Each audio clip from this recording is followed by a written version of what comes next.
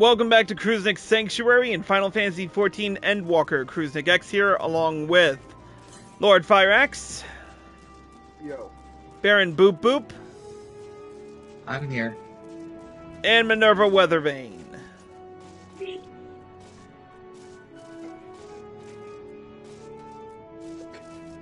They can do a little bit of damage. What was that? I guess she's AFK or something? Oh no, she said.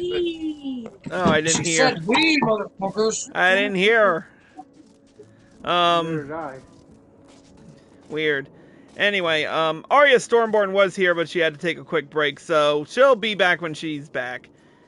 Anyway, last episode, we returned to Garlemald, where the final days have fallen upon the province, so thankfully, with the help of Euless and his crew, we were able to save who we could and keep the blasphemies at bay. For right now, though, we're going to talk to Lucia and continue on our quest with the level 88 quest, Outside Help.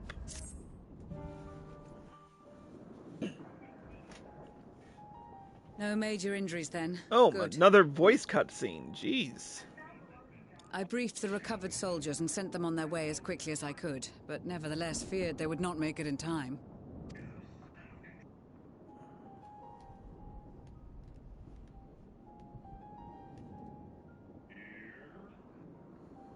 The additional support was invaluable. Your men saved more than a few lives.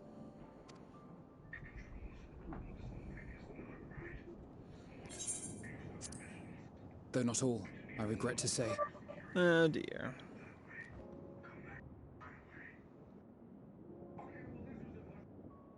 I take it that I'm addressing Lucia Junius. I'm the Forum's envoy, Fortuneau Leveilleur. And you are owed an explanation for these most dire developments.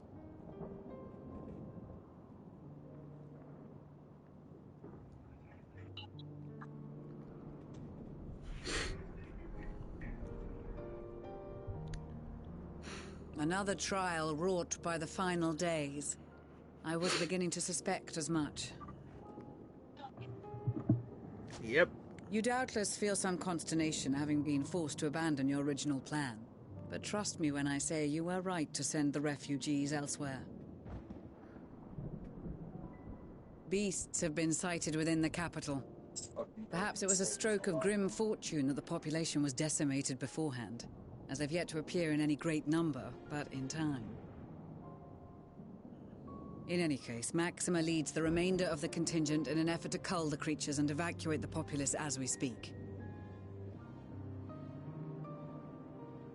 Once the airships have taken to the skies, I pray your men can be persuaded to join him. You'll permit us to retain our weapons? Are you so shocked? I wouldn't have sent you after the Scions were I expecting you to stab them in the back. And I, for one, would not consider past transgressions more relevant than future contributions. Regardless of the circumstances that saw us at odds before, we need men of courage now, more than ever.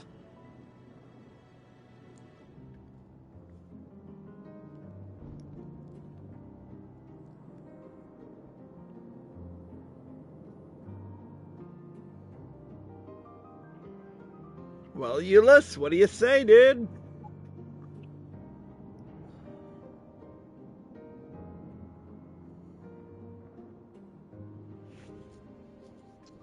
We swore to defend Garlemald, and so we shall. Hear, hear. It seems you have everything under control. You will excuse me then, for mine own duties await. A moment, Master Fortuneau. You did desire to express your appreciation for services rendered, did you not? I did. Though if you intend to again ask that Charlian alter its course, you will find my gratitude insufficient. 'Tis nothing so onerous. I wish to hear the details of this grand endeavor of yours.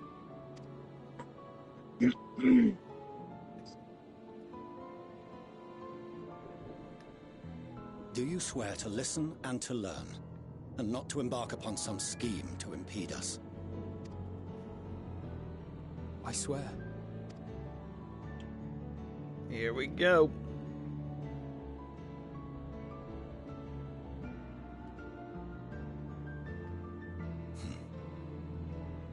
Any other I would doubt, but you I trust to keep your word. For not once have you broken it. Very well. I will request that the Forum make you privy to our plans. You may await our summons at the Baldessian Annex, assuming the decision is in your favor. Does that suffice? It does. You have my thanks. Excellent. You can regale us with tales of your most recent sojourn to the First while we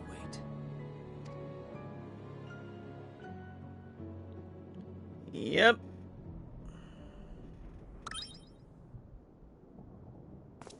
Did you hear something just now? Huh?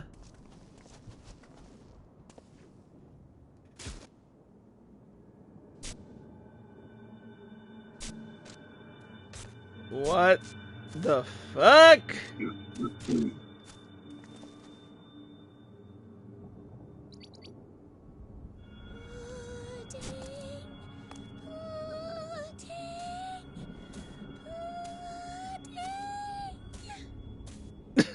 Oh man, I wish the Pudding Pie were frickin' watching this.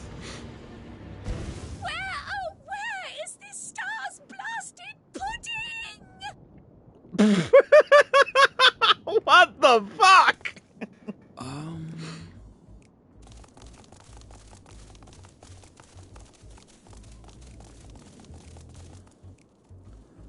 Well, instead of us... Dawn may banish even the darkest night, and to this bitter clime bring warmth and comfort.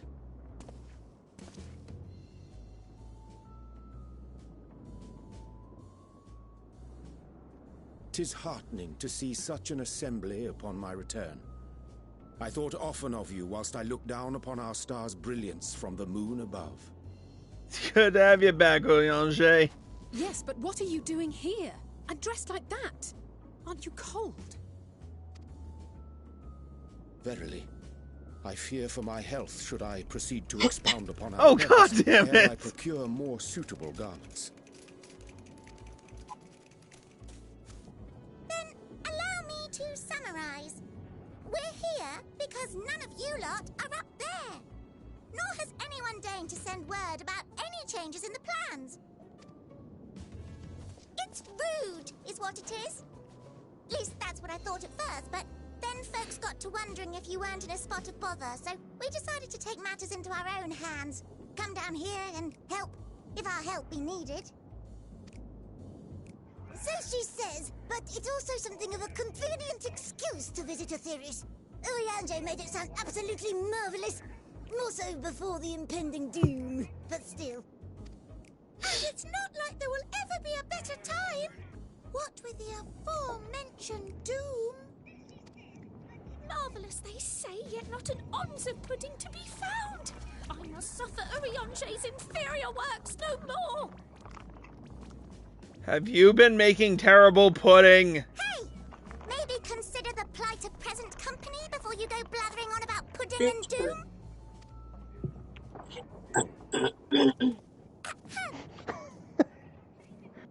As I was saying, should you require any assistance with whatever, we are at your disposal.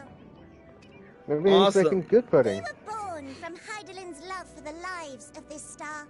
So naturally, we would much prefer to see them continue. Twiddling our thumbs up on the moon is hardly conducive to that, though, is it? Living Way's got a point. Such precious thoughts and feelings and hopes for the future deserving of more active preservation. Speaking to Oriange made us realize that While we've carried out our duties to the letter, we've failed to fulfill them in spirit. From there, it was just a hop, skip, and a jump towards resolving to do better. So please, show us how. Help us help you. Okay, Jerry Maguire. Forgive me, but are they... Yep. Thy distant collaborators, indeed. Hail, fellow. Well met. You'd be a member of the Forum, would you? It's an honor and a pleasure to meet you at last. I'm Livingway, Hydalin's right paw. That last bit is very important. As am I, if I may humbly say so myself. Yeah, sure. Humble, you say. I bid you welcome to our star, Livingway. On behalf of the Forum, I thank you for traveling such a distance to meet us. As you have surmised, preparations for the Exodus have not proceeded as smoothly as we had hoped. I should be happy to personally escort you to our headquarters in Charlian, where you may advise us as you deem fit.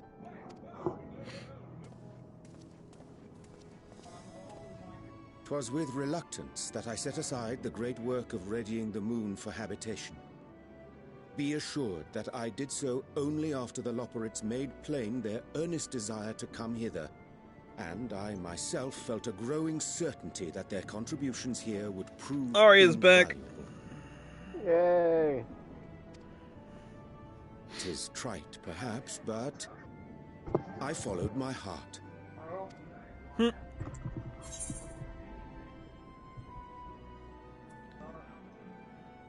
May thy disciples banish this darkest of nights. Uh-huh. I am no esteemed philosopher of eld. Nevertheless, 'tis my hope that what little knowledge I shared shall serve them well, and perchance help save us all. Will thou attend us at the Forum and lend thine own wisdom?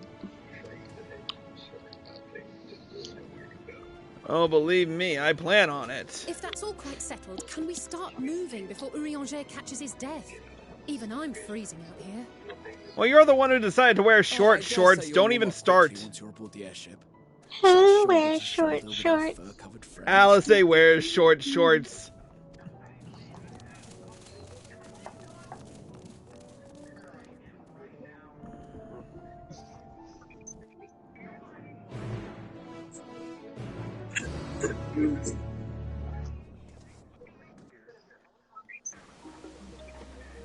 And 'twould be quite fetching, were she a few summers older, and had a little bit more of an arse. That's the problem with this game. Only the Vieiras have good butts. Excuse you? Are you kidding me? Freaking. There's nothing wrong with my tail. You have a flat butt. All the characters have flat butts except Vieira. It's a travesty! I can't help the Viera have nice asses. Any did too. Any road. Talking to Urianger. I dare say Master Falchinol was as nonplussed as we to learn the identity of Hydalin's lunar custodians. As he will soon discover, they have much and more to offer the Forum. Might I suggest we return to the Annex forthwith? We may yet have time to discuss thy recent adventures ere we are summoned to the Rostra. Yeah, one can hope. I mean, Jesus Christ, we have been just going through cutscene after cutscene. There's a lot of them. I mean, I'm pretty sure this is the final part of Endwalker, but still. Endwalker 4, right? You're currently on... Outside Help. Let's see. Like that, you mean...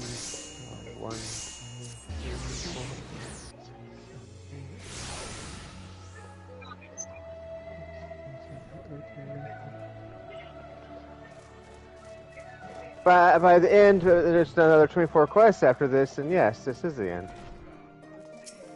So yeah, this is the final parts. Mm-hmm. All right, back at the Baldessian Annex.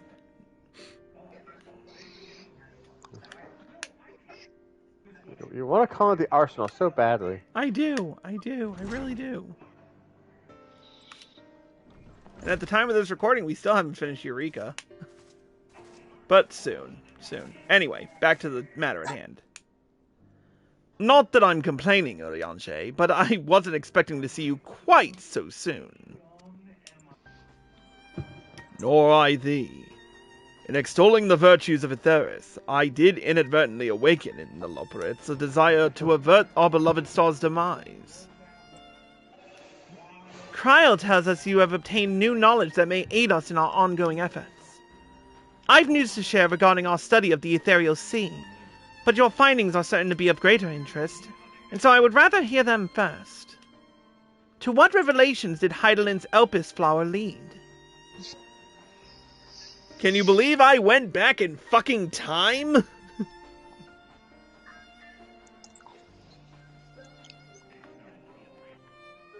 And met the real Heidelin?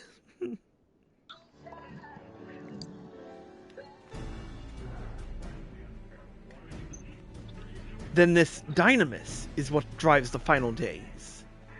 If it and Akasha are one and the same, this all but proves Nidhana's theory. We were an entity, through sheer force of emotion, to channel this vast dormant reservoir into a raging river. Its power might surpass even that of ether. But if our star is so replete with ether, said entity would need to be outside its influence to effectively manipulate the dynamis of the great expanse. Meteon. Or rather, the sorrow and suffering of fallen civilizations that she has been hoarding for millennia. Untold anguish and fear and hatred, drawn from every corner of the universe, all for a single purpose: the destruction of Aetheris. Then our foe is no longer some unknowable calamity. We have but one aim: to defeat Meteon. You make it sound so simple, but you're not wrong. Vanquish Meteon and we deliver the world from the final days. But to even attempt it, there are two conditions. First, we must determine her location. Before Meteon escaped, an enchantment was placed upon her by Vana, the woman who would become Heidelin. The implications of temporal magics are not entirely understood, and so we cannot assume that our Heidelin and the Vana you met in Elpis are one and the same. Nevertheless, due to her intrinsic qualities as an all-powerful being, I'd wager that Heidelin possesses the knowledge we speak. Whether she would share that knowledge with us, however, remains to be seen. After all, she intends for us to flee Aetheris, not to stay. Do you suppose she has abandoned her pursuit of Meteon?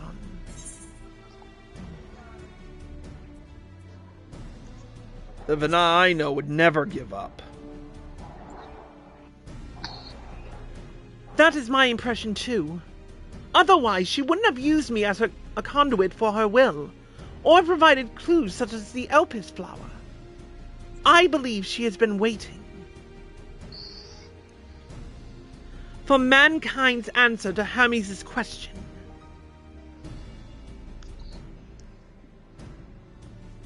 So, what's the second condition?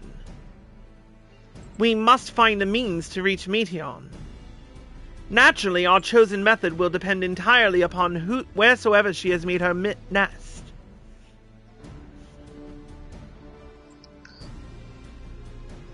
Then communing with Heidelin must by necessity come first. Did you and Master Matoya have any luck with your investigation into the Ethereal Sea? Sadly, not. Though we enlisted the help of Arenvald and other Echo-blessed allies, we couldn't detect so much as a whisper from Heidelin, even from within the anti-tower. Master Matoya is of the opinion that in the years since abandoning it, the Forum has found some other method of receiving instructions from Heidelin. If so, it would most likely be some form of apparatus for observing the ethereal sea, built closer to home.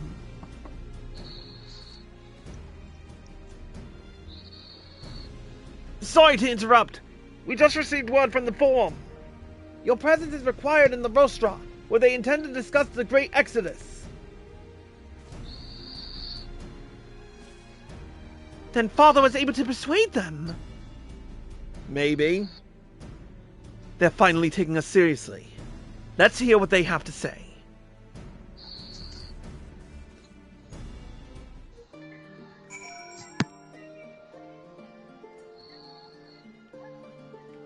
Well, we'll see what happens. Off to the most important meeting of our lives.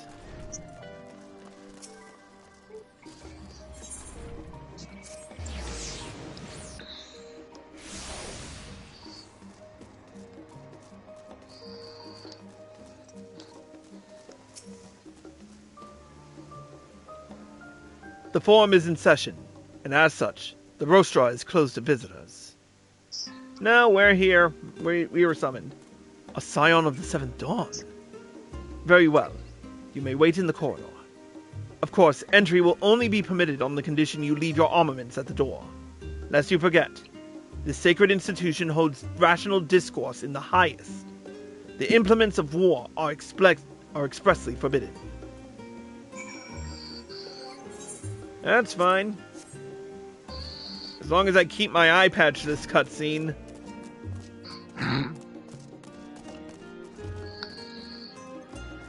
No eye patches allowed.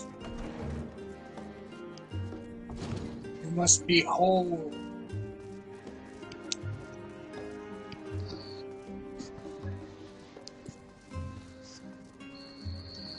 Yo, then fuck the Forum. Yes. I'd rather not.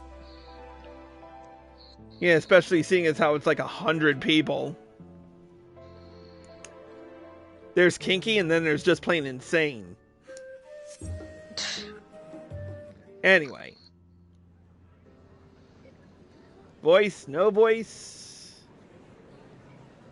Looks like there's going to be voices on this one, I think.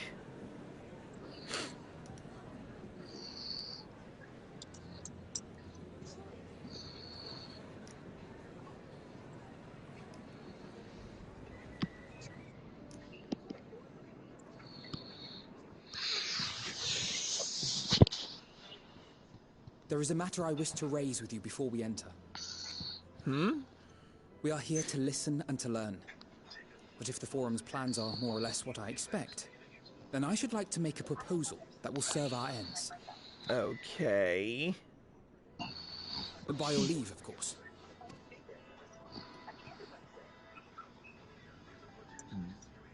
I don't see why not. Your words and wits have gotten us this far.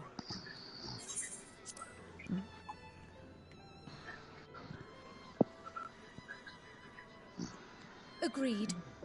I will present our queries so that you may consider the most advantageous way to advance your proposal without distraction. Thank you, everyone. There we go. If I may have your attention, the ad hoc session will now commence.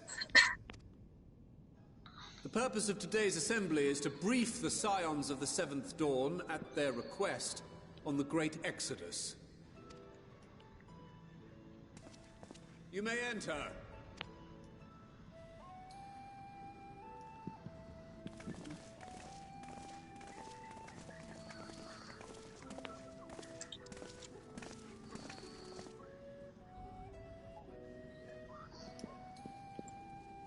Now then.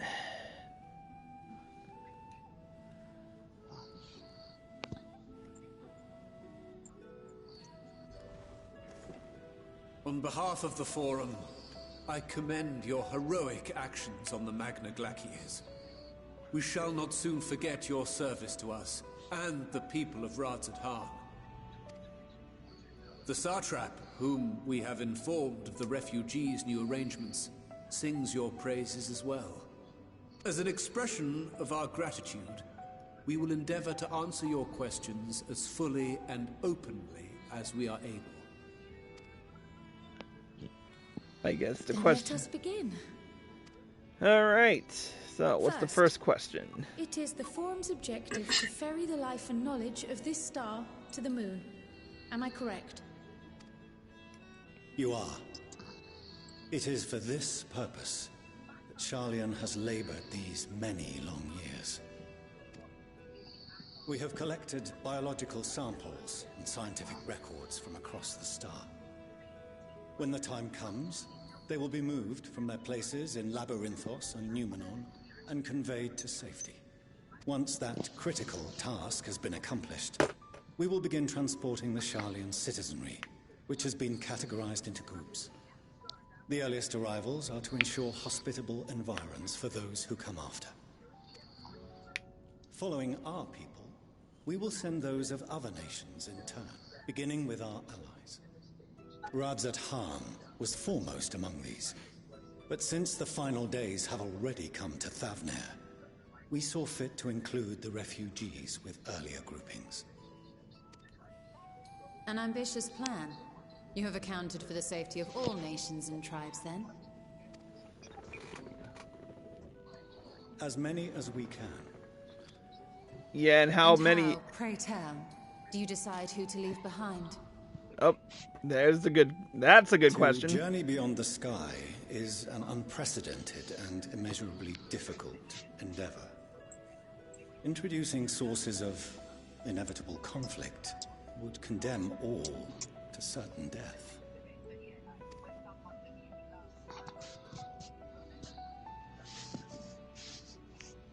Questions as to the validity of that approach aside, are your plans proceeding apace? We're under the impression that your primary means of celestial transportation is incomplete.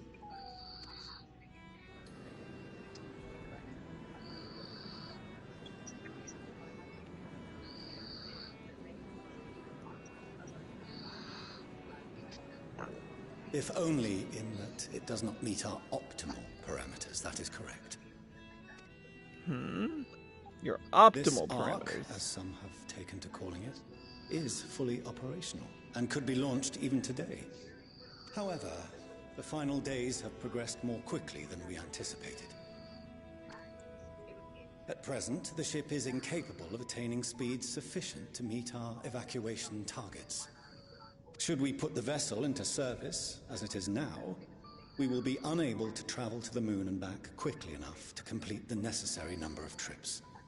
Precious lives and knowledge will be lost. Seven hells. Is there anything to be done? The ether burner, the primary means of propulsion once the craft is in the space between stars, is undergoing testing to determine whether it can be made more efficient. Though cargo is being loaded for the initial phase of the Exodus, we are prepared to continue our experimentation up to the day before launch, should it prove necessary.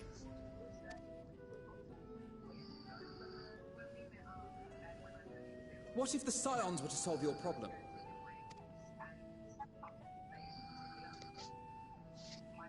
We shall help devise a means to improve the ether burner's efficiency, on 2 conditions. If we succeed, you must allow us to meet with Hydaelyn. Ooh.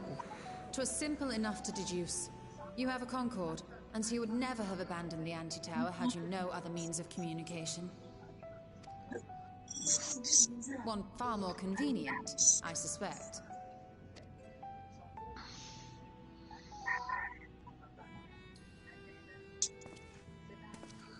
The second condition, also to be met upon our success, is that we be permitted to propose another use for your Ark. Oh, and here it comes. We would be at liberty to refuse this proposal. Of course, if we cannot prove its merit to the 99 here. Who are we to stake on it the lives of all peoples of this star?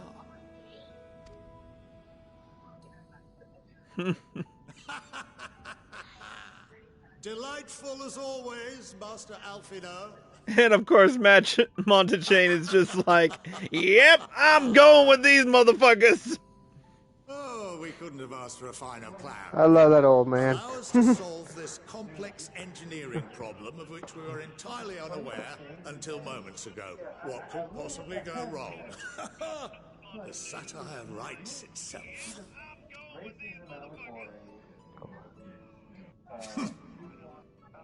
Yet, what field has not benefited from a change in perspective? When we are at wit's end, what we need is not the same dry theories recited ad nauseam, but fresh inspiration.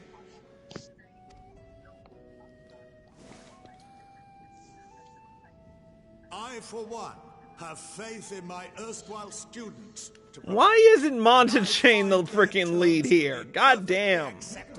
I know, I've been wondering that.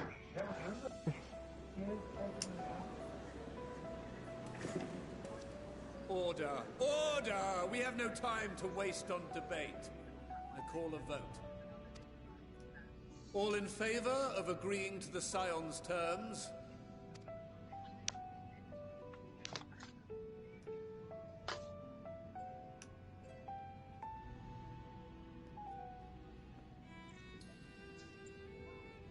I think I recognize one of these guys who's unmasked.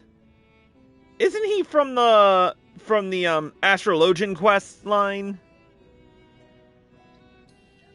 71 in favor, 28 Most against. likely. The ayes have it. Not this guy, but there's a dude with... As the architect of this project, If you rewatch the stream or rewatch the cutscene later, there's this one guy with white hair. That regardless of your personal misgivings, this is the will of the Forum.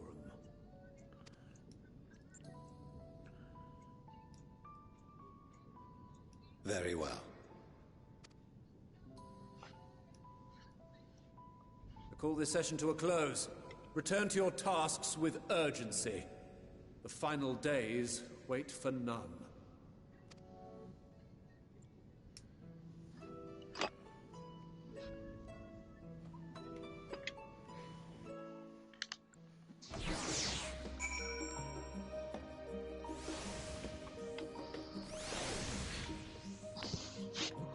Well, that works out for everyone in our favor. Sorry about not letting the rest of you in on my plan. I was admittedly thinking on my feet for the most part. But, since we require both a means of communing with Heidelin and reaching Meteon, in the spur of the moment I saw involving ourselves with the completion of the Ark as a way to work towards both objectives simultaneously. However, we must first keep our end of the bargain by solving the problem of the ether burner. I'd like to think it is not a challenge beyond our combined expertise, or at least the expertise of our extended circle of associates. It might behoove us to learn how an ether burner actually works before we attempt to improve it, though. Well, that answer will hopefully be in the next be tomorrow.